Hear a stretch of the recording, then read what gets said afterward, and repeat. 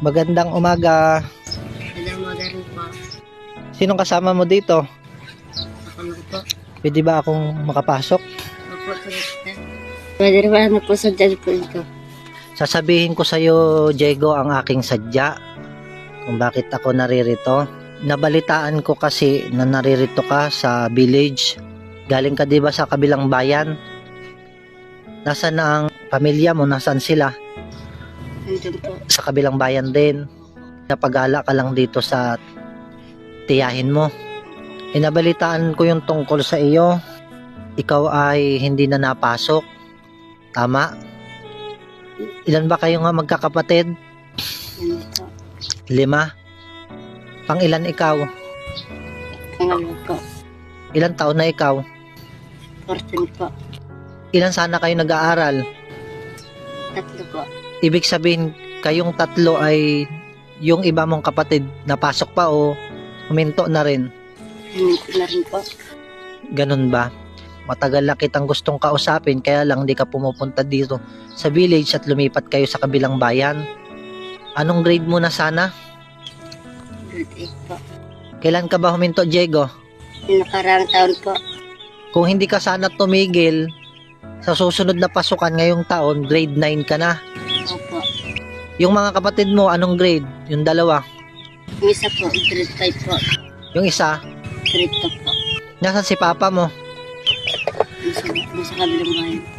Nandun din si mama mo, nanay mo.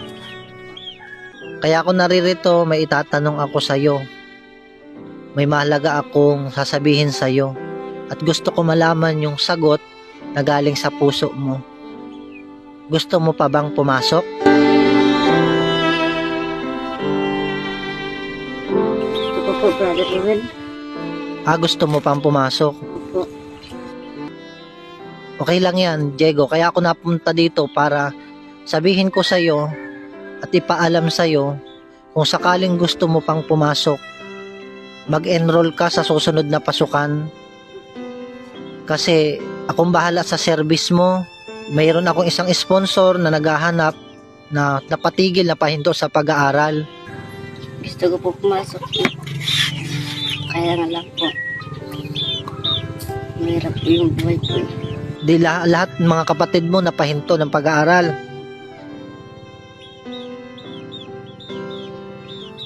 Ano lang ginagawa mo nung napahinto ka sa pag-aaral?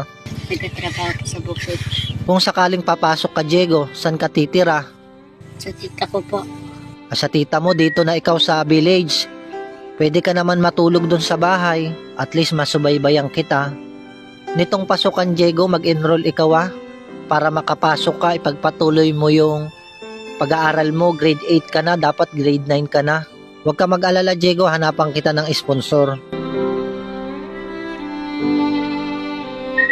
Brother Ruel, gusto ko po talaga mag-aaral po para po makakapagtapos ng pag-aaral at maahon ko po sa hirap ang aking po pamilya po.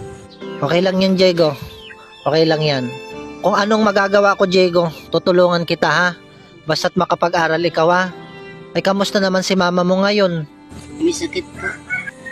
Nabainat na po, sabi ng lulak po. Nabainat.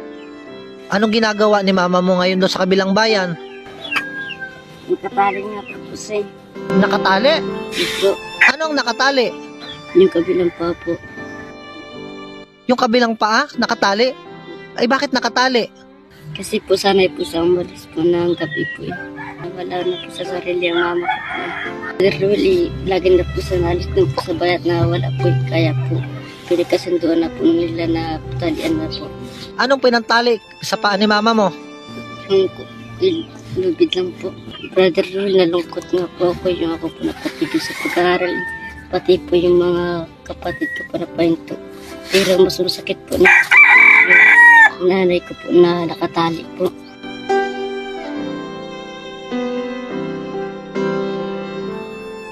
Hayaan mo, Diego. Kung maaari, dadalaw ako kay mama mo. Sasamahan mo ako Ilang araw na ba yung Diego na nakatali ang paa? Mga isang linggo na po. Paano yung dalawa mong kapatid? Hindi makapasok. Pwede naman po kahit ako lang po makapasok. Sayang po grade 8 na po kasi ako. Brother, gusto ko po may tumulong sa akin na makapag-aral po eh. Kasi po nainggit po ako sa mga iba po na may tumutulong po nga po sa pag-aaral po. Kasi gusto ko po makapagtapos ng pag-aaral. Huwag ka mag-alala, Diego. Kung anong maitutulong ko sa'yo, tutulungan kita, no? Ayaw ko po lumaki po na wala pong pinag-aralan. Ako po eh, gusto ko po makapag-aral. Kasi bihira lang po makakatutubo po na makapag-aral. Kaya gusto ko po makapagtapos po ng pag-aaral. Nararamdaman ko, Diego, yung lungkot mo na tumigil ka sa pag-aaral at nagkasakit yung mama mo kung bakit kayo napahinto, no? May kanya-kanyang panahon, Diego, ang buhay. Panahon mo para makabalik ulit sa school. Brother Will, maraming salamat po sa tulong mo po sa akin. At maraming salamat po sa Panginoon.